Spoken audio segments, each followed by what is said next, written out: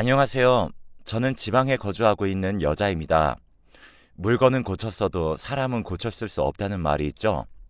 제가 겪은 일을 정확히 설명하는 말인 것 같습니다. 빌어먹을 남편 때문에 얼마나 결혼 생활을 하면서 소갈이를 했는지, 어떤 사연이 있는지 말씀드려 보도록 하겠습니다. 저는 남편을 29살에 처음 만나게 되었습니다. 소개로 만나게 되었는데, 바로 그 사람은 다른 사람도 아닌 제 친정 아빠였어요. 너무 웃기지 않으신가요? 친구도 직장 동료도 아닌 친정 아빠가 소개해줬다고 하니 이해가 가질 않으시죠? 저도 처음에는 그렇게 생각했지만 그때 당시만 해도 아빠는 전 남편에게 믿음이 있으셨는지 적극적으로 한번 만나보라고 권유하셨습니다. 지연아, 너 혹시 요즘 만나는 남자는 있니? 그런 걸 왜 물어? 있어도 말 안 할 건데? 어, 그러지 말고 아빠가 진지하게 묻는 거야. 너 혹시 만나고 있는 남자가 있어? 아니, 일하느라 바빠서 남자 만날 시간이 어디 있다고. 왜? 아빠가 잘생긴 총각이라도 소개해 줄 거야? 그래. 그럼 이 사람 한번 만나볼래? 참 젊은 사람이 예의도 바르고 인물도 좋고 딱 사위 삼았으면 하는 사람인데. 어머, 진짜 소개해 주려고? 아니야, 괜찮아.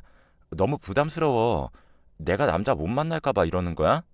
나 인기 많아. 그러지 말고 한 번만 만나봐. 아빠가 큰 신세를 진 사람이야.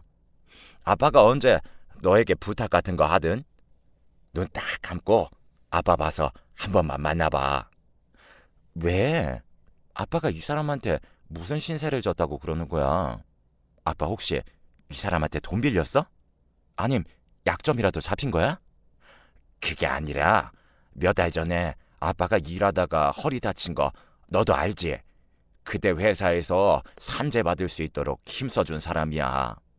이 사람 아니었으면 꼼짝없이 한 푼도 못 받고 직장에서 나올 뻔했잖아. 아, 그때 산재로 인정받기 힘들다고 아빠가 말했을 때, 아, 그래도 부담스러운데? 진짜 만나야 돼? 이렇게까지 해야 하는 거야? 아빠랑 피 한 방울 안 섞인 남인데 그때 어찌나 발벗고 여기저기 뛰어다니면서 열심히던지 참 고마운 사람이야. 한 번만 만나봐. 인물도 좋다니까. 아빠의 간곡한 부탁으로 할 수 없이 저는 그 남자를 만나러 자리에 나가게 되었는데 하필 그날은 제가 일이 늦게 끝나는 바람에 1시간이나 지각을 하고 말았습니다. 죄송해요. 제가 많이 늦었죠. 갑자기 퇴근 시간에 일이 생기는 바람에 정말 죄송합니다. 괜찮아요. 올 때 차 많이 막혔어요. 배고프시겠다.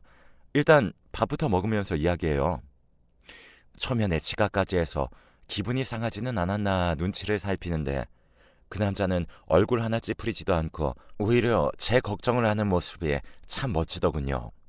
그리고 솔직히 아빠 말을 믿지 않았었는데 얼굴도 훤칠하게 시원한 느낌을 주는 훈남이었어요. 자칫 불편할 수도 있는 자리였는데 남편은 시종일관 저를 배려하면서 분위기를 이끌어갔어요.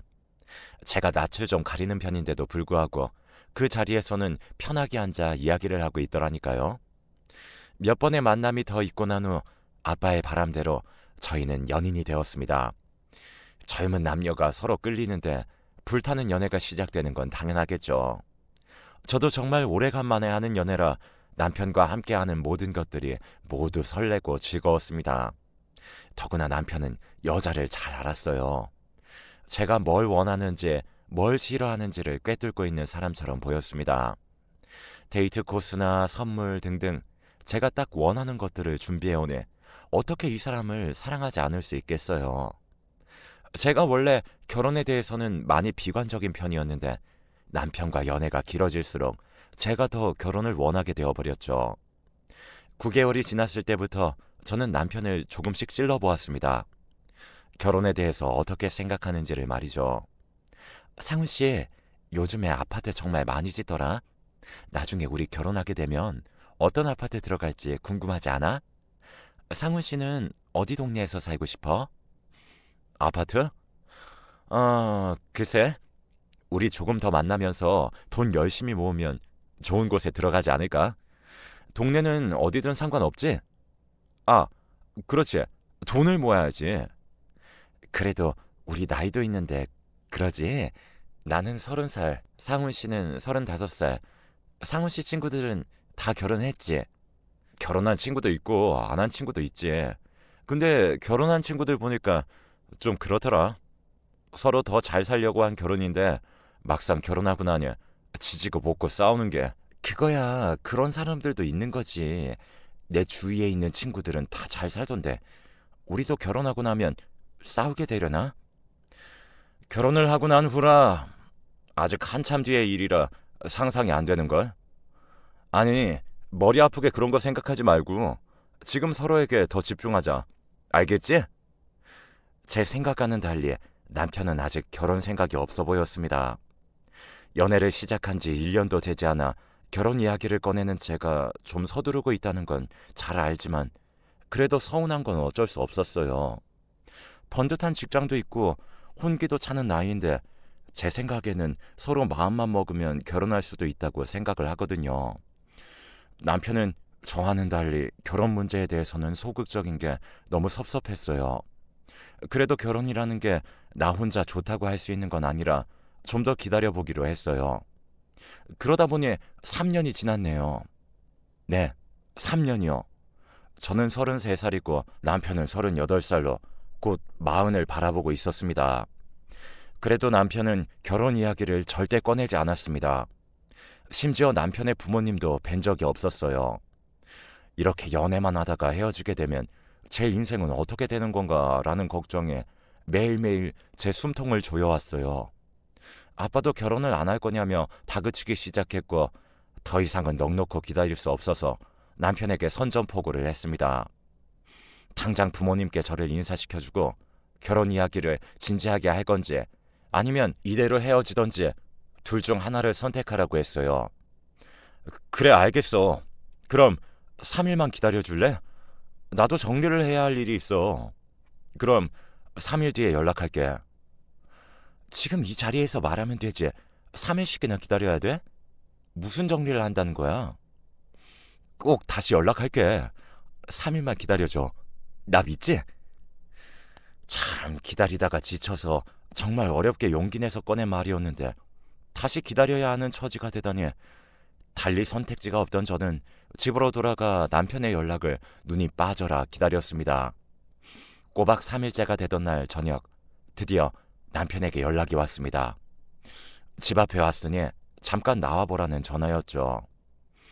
지영아, 우리 결혼하자. 마음고생 많았지? 이제 내가 평생 행복하게 해줄게. 미안해 지영아. 우리 이번 주 주말에 부모님께 인사드리러 가자. 괜찮지?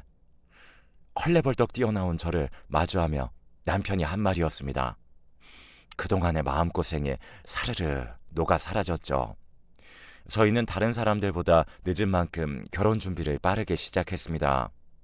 시부모님께서도 어찌나 좋으신 분이던지 우리 아들 장가 못 갈 줄 알았는데 갈 수 있게 되었다며 저를 많이 예뻐해 주셨습니다. 저희 아빠도 무조건 쌍수 들고 환영이었죠. 아이고, 드디어 자네가 우리 사위가 되는구먼. 고맙네. 고마워. 우리 지영이 잘 부탁하네. 내가 힘이 될 수 있는 건 뭐든지 해줄 테니 아무 걱정하지 말고 결혼 준비나 잘하게. 어르신, 아니 장인어른, 감사합니다. 지영이는 제가 이제부터 책임지겠습니다. 앞으로 지내면서 정말 효도할게요, 장인어른. 효도는 무슨, 가끔 안부 전화만이라도 해주면 나는 족하네. 그러지 말고 우리 술이나 한잔 할까? 지영아, 술 좀 내어오너라. 그날 저희 아빠와 남편은 술이 진탕이 되도록 마셨어요.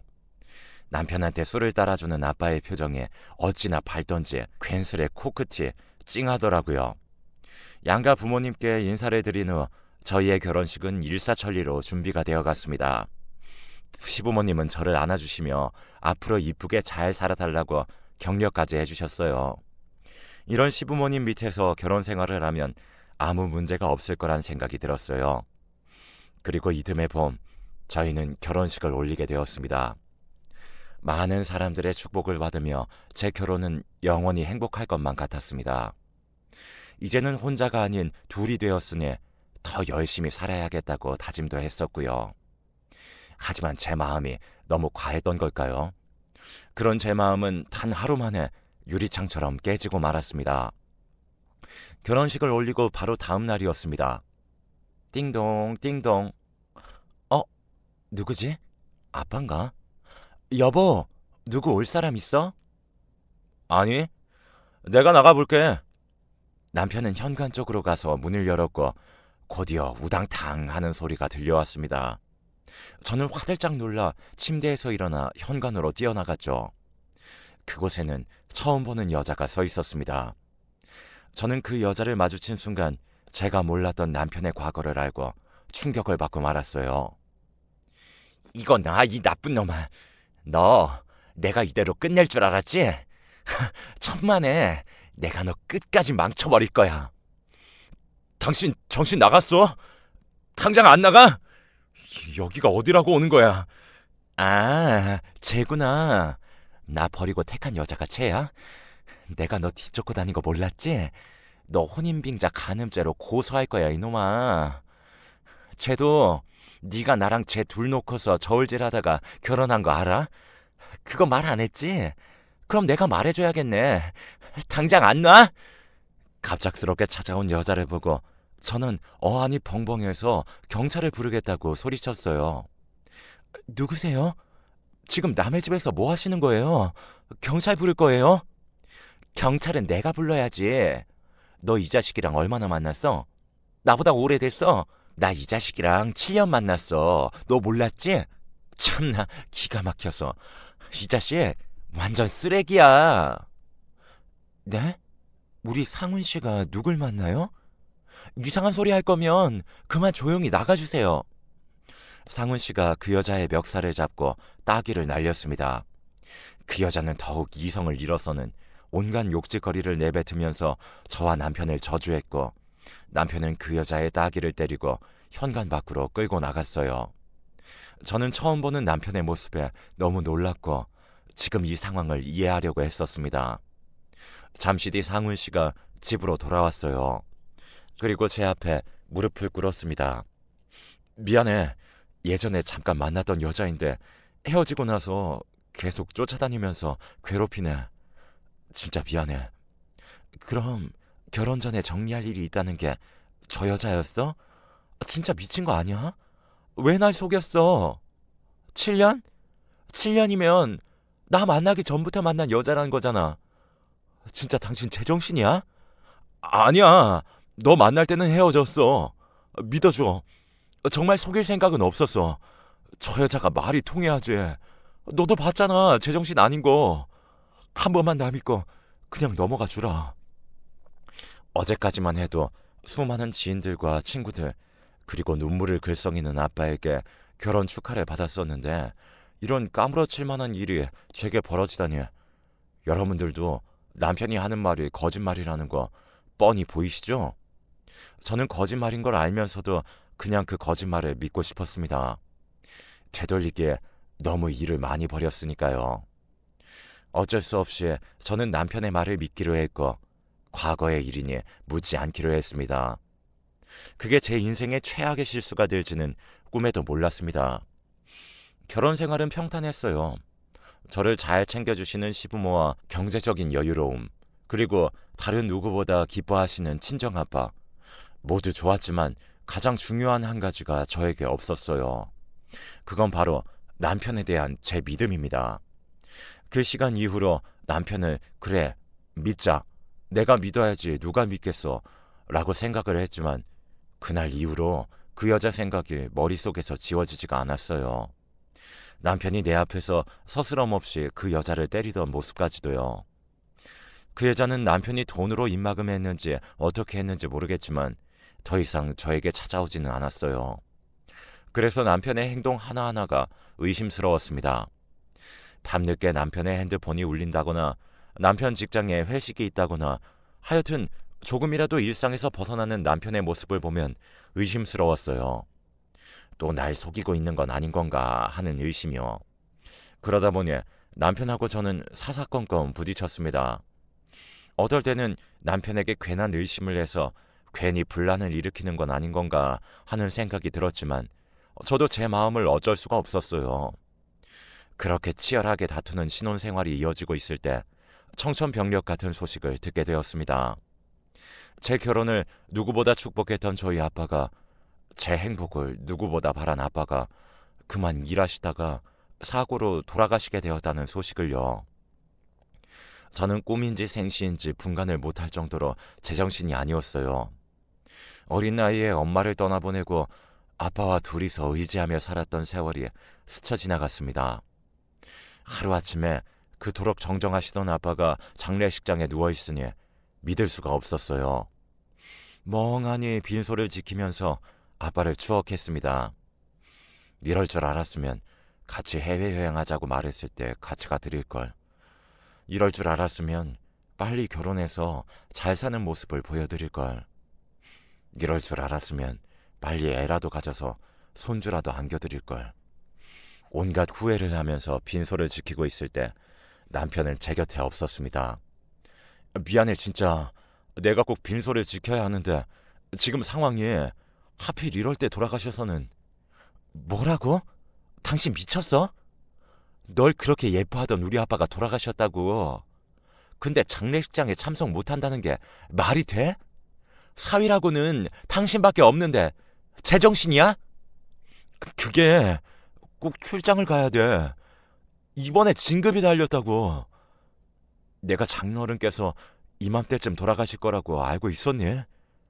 내가 말했잖아. 하필 상황이 중요할 때 돌아가신 거라고. 진급? 상황? 참나, 기도 한 차네. 됐어. 너 같은 사위 우리 아빠한테도 안 필요해. 너 이번에 장례식 끝나면 이혼이야. 이혼 출장을 가든지 놀러를 가든지 당장 도장이나 준비해. 가족이라고는 저와 아빠밖에 없는데 저 혼자 그 넓은 빈소를 지켜야 하는 처지가 기가 막혀서 말도 안 나왔습니다. 그나마 아빠가 살아생전에 워낙 발이 넓으셔서 얼굴도 모르는 아빠의 지인분들이 많이 도와주셨어요. 저 대신에 음식도 나누어 주시고 뒷자리도 정리해 주시고 참 아빠가 좋은 삶을 살다 가셨다는 게 느껴지더라고요. 시간은 빠르게 지나 발이 나는 날이 되었습니다. 몇 번인가 남편에게 전화가 왔지만 화가 나서 받지 않았더니 이틀째부터는 전화 한 통 없었죠. 오히려 시부모님들께서 어제부터 저를 대신해 온갖 뒤치다거리를 해주셨어요. 어찌나 고맙던지요. 오전 7시가 되어 관을 차로 옮기고 장례식장을 떠나 화장터로 이동했습니다. 며칠을 제대로 잠도 못 잤더니 어찌나 피곤하던지 저도 모르게 차 안에서 꾸벅꾸벅 졸고 말았어요. 차가 서는 느낌을 받고 잠에서 깨어났습니다. 일어나 보니 휴게소더군요. 화장실이 급한 사람, 담배를 태우기 위해 일어나는 사람들 틈으로 저는 몸이나 풀자 하고 자리에서 일어나 버스에서 내렸습니다. 그렇게 휴게소에서 내려서 화장실 좀 다녀올까 하고 내렸는데 가는 도중 낯익은 차를 발견하고 말았습니다. 그건 바로 남편 차였어요. 남편 차는 뒤에 번호판이 699라 쉽게 알아볼 수 있었습니다. 저는 출장 간다는 사람이 이른 오전에 왜 휴게소에 있지? 아직 출장이 남았는데 집에 갔다가 다시 나가는 길인가?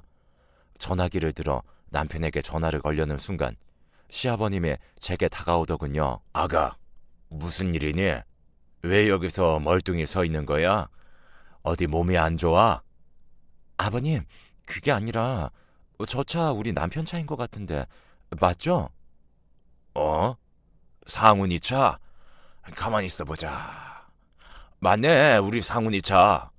상훈이가 따로 오고 있었네. 이 녀석의 아비가 전화할 때는 받지도 않고. 아니 아버님, 남편은 분명 출장 간다고 했는데 저기에 누구 한 명 더 있는 것 같은데? 아버님은 제 말이 채 끝나기도 전에 차로 성큼성큼 걸어가셨습니다. 저도 아버님을 따라 차로 향했어요. 아버님이 차 옆에 서서 크게 숨을 들이쉬더니 차문을 휙 하고 열어 젖히셨죠. 차문은 잠겨 있는지 열리지 않았습니다. 아버님이 거칠게 문고리를 흔들었어요. 그러다 문고리를 흔들다 말고 이제는 주먹으로 차유리를 치고 계셨어요. 한참을 그렇게 두드리니 주변 사람들도 웅성웅성거리기 시작했고 차 안에서 그 소리를 들었는지 갑자기 시동이 걸렸습니다. 그리고 천천히 앞으로 차를 출발시키더군요. 아버님은 차 본네트 위로 올라가 소리치기 시작했습니다. 야, 왜 안 나와? 네가 제정신이야? 너 네 마누라 얼굴 어떻게 보려고? 당장 나와! 결국 아버님의 행동에 차는 멈췄고 차문이 열렸습니다. 그리고 남편이 나타났죠. 야, 이 자식아, 네가 정말 정신이 나가도 단단히 나갔구나. 너 천벌받아, 알아? 아버지, 진짜 그런 거 아니에요. 어제 새벽에 집에 갔다가 다시 출장을 나가는 길인데 하필 이런 곳에서 마주쳐서 저도 당황했다고요. 무엇이? 출장? 니네 구청은 주말에도 출장 다니니? 어떻게 네 장인어른 장례식에 참석도 안 하고 여기서 이러고 있어? 내가 구청에 전화해봐야겠다. 정말 네가 이 주말에 이 쉬는 날에 출장을 간 게 맞는지. 만약에 그게 거짓이라면 넌 내 자식도 아니야. 난 널 그렇게 키우지 않았어. 손바닥으로 하늘이 가려질 줄 아니? 누가 네 말을 믿겠어? 그리고 옆에 있는 저 아가씨 누구니? 저 아가씨도 같이 출장 가니? 예끼 나쁜 놈아. 너 이제 내 자식 아니야? 저희 회사 동료인데 같이 출장 갔었어요. 오해하지 마세요. 진짜 그런 거 아니에요. 오라, 같은 회사 동료랑 같이 출장을 다녀와? 그렇게 당당하면 왜 문을 안 열었어? 대답해봐. 그거야 지금처럼 오해하실까봐 그랬죠. 아가씨, 말해봐요. 이 자식이랑 무슨 사이예요? 아가씨에게 뭐라 안 할 테니까 솔직히 말해줘요. 여기 우리 며느리인데 같은 여자로서 이 상황이 말이 된다고 생각해요? 휴, 죄송합니다. 남편과 함께 있던 여자는 떨리는 목소리로 죄송이라는 말을 내뱉었고 저는 그 말을 듣는 순간 제정신이 아니었습니다. 저는 미친 듯이 소리를 지르고 주위에 놓여있는 벽돌을 집어 남편 차유리로 던져버렸어요. 진짜 넌 쓰레기야. 그때 그 여자 말을 들었어야 했어. 우리 당장 이혼해. 그리고 위자료는 넉넉히 준비해놔야 할걸? 여기 있는 모든 사람이 증인이고 내가 너 핸드폰으로 다 찍어놨으니까. 여보, 그게 아니라니까. 그만 의심 좀 해. 내가 숨을 쉬고 살 수가 없어. 숨을 쉬고 살아? 난 너 때문에 결혼식 날 이후로 잠을 제대로 잘 수가 없었어. 넌 의심이라고 말하지만 네가 지금 어떤 꼴인지 보라고. 이래도 내가 의심을 하는 거야? 상식적으로 생각해봐. 세상에 어느 회사가 배우자 부모가 돌아가셨다는데 일을 시켜? 너 회사에 말은 한 거야? 아니면 말하고 저 여자랑 신나게 놀러 다닌 거야? 네 차 안에서 역하고 더러운 냄새가 진동을 하는데도 거짓말이야? 아버님, 어머님, 저 이 사람과 이혼할래요. 저 아버님, 어머님께 말씀은 안 드렸지만 결혼 전부터 이 남자 만나는 여자 있었대요. 저랑 저울질을 했다나 뭐래나. 저 이런 사람이랑 더 이상은 못 살겠어요. 미안하구나. 네 시애비가 입이 10개라도 너에게 할 말이 없다. 아들 잘못 키운 내 잘못이지. 정말 너를 잡을 명분도 없구나. 저희를 지켜보던 사람들이 남편에게 한마디씩 던졌습니다. 아니, 저 집 아들은 참 어떻게 된 건지. 어떻게 장인어른 장례를 치르는데 다른 여자랑 놀아나? 아휴, 참 저 집 며느리가 불쌍하네. 저는 아빠의 장례식을 마친 뒤 바로 이혼 소송을 신청했습니다. 남편은 마지막까지 울고 불고 제게 바람이 아니라고 변명을 늘어놓았지만 이미 저는 남편에게 남아있는 정에 모두 떨어져 버렸습니다. 어느 날 남편과 바람을 핀 상간녀에게서 연락이 오더라고요. 어이가 없었습니다. 바람 피운 주제에 피해를 보고 있는 당사자한테 연락을 해서 어떻게 보자고 하는지, 그래도 뭐라고 짓거리나 한번 보려고 알겠다고 하고 그 자리에 나갔어요. 왜요? 왜 보자고 했는데요? 다름이 아니라 솔직히 말씀드릴게요. 저 상훈 오빠하고 결혼을 약속했어요. 그런데 자꾸 이혼도 늦어지고 오빠가 마음을 못 잡으니까 제가 확실히 말해두려고 보자고 했어요. 사실 오빠가 마지막까지 그쪽한테 울고불고 잘못했다고 용서를 비는 건 어떻게 해서든지 최소한 피해를 덜 보려고 쇼하고 있는 거예요. 자작극하고 있는 거라고요. 네? 그걸 저한테 왜 얘기해 주시는 건데요? 이런 상황이면 당신도 피해가 갈 텐데. 네, 저도 알아요. 근데 이렇게 질질 끄는 것보단 확실하게 못을 박아두는 게 좋을 것 같아서요. 5천만 원 드릴게요. 이 정도면 충분할 것 같아서 제가 준비했어요. 다행히도 우리 집이 좀 사는 편이니까 부족하시면 말씀하시고요. 그러니 깔끔하게 이혼 마무리 지으시죠. 이렇게 하면 그쪽도 나쁠 것 없잖아요. 뭐라? 아, 너는 말이면 다인 줄 알아? 남의 가정 파탄내놓고 5천만 원? 네가 그렇게 돈이 많아? 그래 알았어. 지금 당장 현금으로 내놔. 그럼 깨끗이 이혼해 줄 거니까. 알았어요. 그 대신 돈 받으시면 오빠나 나나 신상에 문제없게 해주셔야 돼요. 아시겠어요? 그건 너 하는 거 보고 생각해 볼게. 정말로 잠시만 기다려보라고 하더니 계좌번호를 물어보더니 돈을 보내더라고요. 그래서 일단은 그날 상간녀와 그렇게 헤어졌습니다. 그리고 집에 와서 곰곰이 생각해 봤어요. 이 돈을 정말 받아도 될지 말아야 할지요. 하지만 그것들 하는 짓거리를 생각하니 이대로 넘어가면 안 된다는 생각을 했습니다. 그리고 어떻게든 피해를 덜 보려고 남편의 행동이 자작극이었다는 걸 알고 어떻게든 제 가슴 속에 응어리가 풀릴 때까지 갚아주고 싶었어요. 그래서 저는 며칠 동안 고민을 한 끝에 남편이 근무하는 구청으로 쳐들어갔습니다. 저는 남편이 출근하는 시간에 맞춰 구청 로비에 모니터를 올려놓고 그날의 동영상을 재생시켜 버렸어요. 그리고 모니터 아래에는 환경관리과 이상훈이라고 크게 종이를 써붙여 놓았습니다. 금방 사람들이 모여들어 그 동영상을 흥미롭게 봤고 오래지 않아 관리를 하는 사람이 달려와서 제 모니터를 꺼버렸습니다. 노트북을 수거하러 가는 길에 마주친 남편은 상황 파악이 안 되는 얼굴로 저와 모니터를 번갈아 보다가 늦게서야 이게 무슨 일인지 깨닫고는 저에게 소리를 지르더군요. 이게 무슨 짓이야? 왜? 구청이 네 거야? 일반 시민들은 못 들어오는 것이야? 누가 보면 지가 구청장이라도 된 줄 알겠네? 그리고 그 여자는 어디 과에서 일하는 누구야? 이름 몰라서 동영상에 출연했는데 내가 이름도 못 써 넣었네.